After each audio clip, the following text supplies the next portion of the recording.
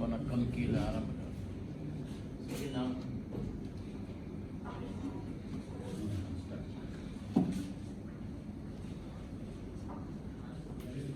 நாங்கள் ஆரம்பித்த பயணம் விசேடமாக ஸ்ரீ ஜெயவர்தனபுர கோட்டை ஸ்ரீ கல்யாணி சாமக்ரி தர்ம மகா சங்க சபைக்கு 170 ஆண்டுகள் பூர்த்தி அடைவது முன்னிட்டு ஏற்பாடு செய்துள்ள நிகழ்ச்சிகளில் இதுவும் ஒன்று. அதாவது இந்த சங்க சபையில் பிரதான செயலாளர் ஓய்வு பெற்ற பேராசிரியர் கொட்டப்பிட்டியே ராகுல தலைமை தேரர் உட்பட சங்க சபைக்கு சொந்தமான மற்ற தலைமை தேரர்களும் மற்ற தேரர்களும் இந்த பயணத்திற்கு வந்தார்கள்.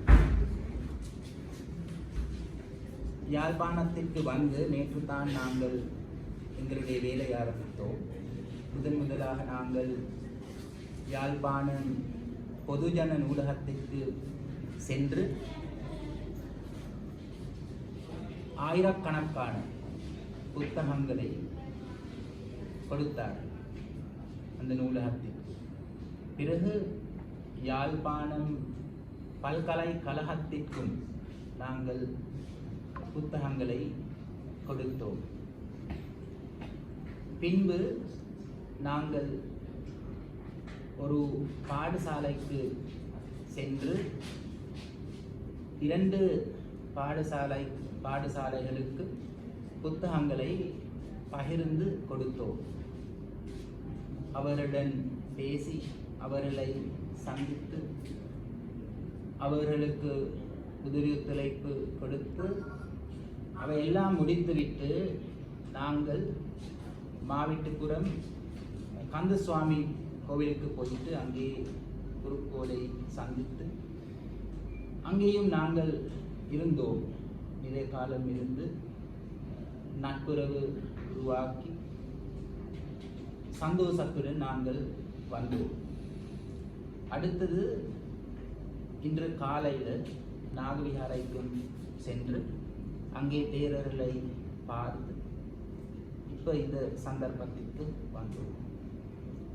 விசேடமாக யாழ்ப்பாணத்திற்கு வரும் பொழுது அது வித்தியாசமான ஒரு அனுபவம் என்று சொல்லலாம். ஆனால் வந்த பின் இங்கே மக்கள் உண்மை எங்களை நல்லா வரவேற்றினார்கள். எந்த ஒரு வன்முறை எந்த ஒரு பிரச்சனையும் நடக்கவில்லை. எந்த ஒரு பிரச்சனையான சம்பவங்கள் நடைபெறவில்லை. பிரச்சனை தான் எங்களுக்கு காண முடியுமான பிரச்சனை தான் எங்களுக்கு மொழி தமிழில் பேச முடியுமானால் அது நல்லம் என்று தான் நாங்கள் நினைக்கின்றோம். காரணம் ஒரு அனுபவம் உள்ளது. சிங்களத்தில் பேசி அவருடன் பழகும் பொழுது அது கொஞ்சம் கஷ்டம் போல, அதாவது சில நேரம் அவர்களுக்கு அது அவ்வளவு தெரியாது போல, எங்களை நல்லா தெரியாது போல. ஆனால் தமிழில் பேசும் பொழுது அவர்கள் சந்தோஷமாக பேசுகிறார்கள், சந்தோஷமாக இருக்கிறார்கள். அதாவது நாங்கள் நினைக்கின்றோம் எங்களுக்கு தமிழ் மொழியை படித்து இந்த பிரதேசங்களுக்கு வர முடியுமானால் அது மிக பயனுள்ளதாக இருக்கும். அடுத்தது தேரர்களாக இது ஒரு நல்ல வேலை என்று நாங்கள் நினைக்கின்றோம். விசேடமாக ஏழை மக்கள் தென் மாகாணத்திலும் இருக்கின்றார்கள். அங்கேயும் போயிட்டு எங்களுக்கு உதவி செய்யலாம். ஆனால் அப்படி செய்யாமல் யாழ்ப்பாணத்திற்கு நாங்கள் வந்தோம். விசேடமாக இங்கே மக்களுக்கு உதவி செய்து பார்த்து இந்த அனுபவம் எடுத்து நட்புறவு உருவாக்க மேம்படுத்தும். அதுதான் எங்களுடைய நோக்கமாக இருந்தது. நாங்கள் நம்புகிறோம் இது வெற்றிகரமாக நடந்தது. அதனால் எங்களுக்கு சந்தோஷம். மீண்டும் மீண்டும் இப்படி நாங்கள் வேலை செய்து இந்த நாட்டில் ஒற்றுமையாக நம் அனைவரும் வாழ வேண்டும் என்று தான் எங்களுடைய சங்க சபையின் நோக்கம், கருத்து. அப்படித்தான் எனக்கு சொல்லலாம். மிக சந்தோஷம்.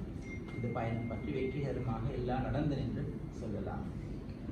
தேரர்களாக பௌத்த தர்மத்திற்கு ஏற்ப சகல உயிர்களும் சுகமாகி வாழ பிரார்த்திக்கிறது. அதுதான் எங்களுடைய சாதாரணமான நோக்கம். அதனால் ஏதாவது பிரச்சனை இருக்கின்றால் அது பற்றி கலந்துரையாடல் செய்து அவை எப்படி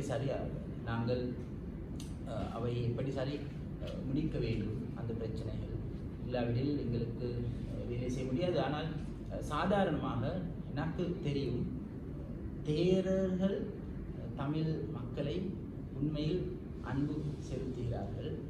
தமிழ் மக்களுக்கும் ஏதோ ஒரு பிரச்சனையும் இல்லை. காரணம், எங்களுடன் தமிழ் மக்கள் வேலை செய்கிறார்கள். தமிழில் பேச முடியுமானால், தமிழில் பேசி வேலை செய்ய முடியுமானால் அதுதான் நல்லது. அப்படி செய்ய முடியுமானால் எங்களுக்கு நல்லா கதைக்கலாம். எங்களுடைய நோக்கம் அவர்களுக்கு தெரியலாம், புரிந்து கொள்ள முடியும். அதனால் இந்த மொழி தான் முக்கியமான விஷயம் என்று நாங்கள் நினைக்கின்றோம். அதுதான் முக்கியமான விஷயம். அது செய்துவிட்டு எங்களுக்கு மற்ற விஷயங்கள் பற்றி சொல்லலாம்.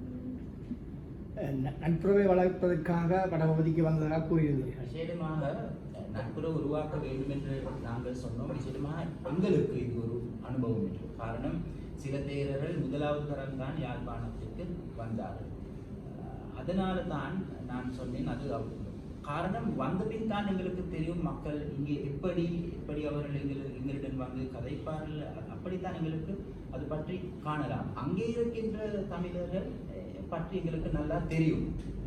இந்த பக்கம் வந்த பின் தான் இது நல்லா தெரிந்து கொள்ள முடியும். அதனால தான் நான் அப்படி சொன்னேன், உருவாக்க வேண்டும் என்று. காரணம், நாங்கள் தான் இது பற்றி நினைக்க வேண்டும். தேர்தலால் இது ஏதோ ஒரு நோக்கம் இல்லைங்கிறது அரசியல்வாதி பற்றி. காரணம், அவர்கள் வருவார்கள் போகிறார்கள். அது பற்றி எங்களுக்கு கதைக்க முடியாது. அதுக்கு கதைத்தான் பிரயோசனம் இல்லை என்று தான் நாங்கள் நினைக்கின்றோம். இந்த வேலை பரிசுத்த